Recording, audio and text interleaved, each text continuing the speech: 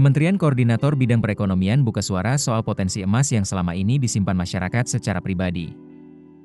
Jumlahnya diperkirakan mencapai 1.800 ton emas.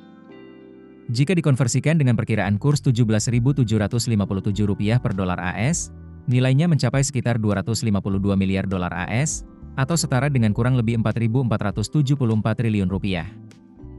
Lalu, apakah benar emas sebanyak itu tersimpan di rumah-rumah masyarakat?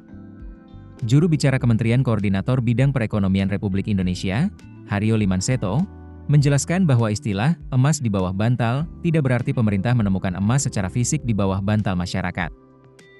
Istilah tersebut merupakan metafora untuk menggambarkan kepemilikan emas masyarakat yang disimpan secara pribadi dan konvensional. Kepemilikan emas tersebut terbentuk selama bertahun-tahun, bahkan lintas generasi.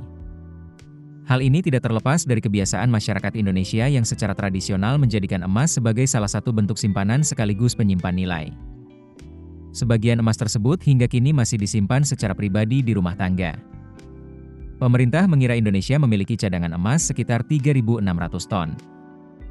Sementara produksi emas nasional diperkirakan mencapai sekitar 90 ton per tahun. Di luar angka tersebut, terdapat emas yang secara tradisional dimiliki dan disimpan masyarakat dengan perkiraan jumlah sekitar 1.800 ton.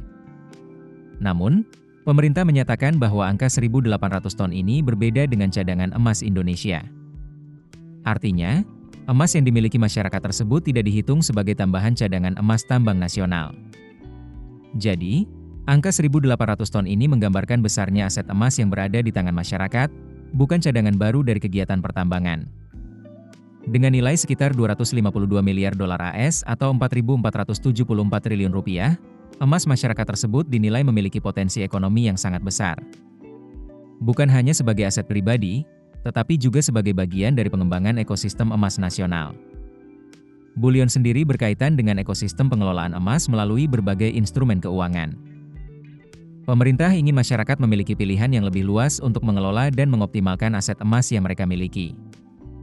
Caranya melalui instrumen keuangan yang dinilai aman, terpercaya, dan terintegrasi. Lalu, seberapa besar emas masyarakat yang berpotensi masuk ke ekosistem emas batangan? Pemerintah memberikan sebuah ilustrasi. Jika sekitar 20% dari potensi emas masyarakat dapat masuk ke instrumen keuangan melalui ekosistem emas batangan, dampaknya dinilai bisa positif bagi pengembangan pasar emas batangan dan perekonomian nasional. Jika dihitung dari angka 1.800 ton, 20% berarti sekitar 360 ton emas. Pemerintah menegaskan bahwa 20% tersebut hanya ilustrasi potensi, bukan target yang diwajibkan kepada masyarakat. Haryo menegaskan, pemerintah tidak bermaksud mengambil alih ataupun mengalihkan kepemilikan emas masyarakat. Yang ingin didorong adalah tersedianya pilihan bagi masyarakat untuk memanfaatkan aset emas melalui instrumen keuangan yang aman, terpercaya, dan terintegrasi. Bagi masyarakat, emas tetap bisa disimpan, maupun dimanfaatkan sesuai kebutuhan.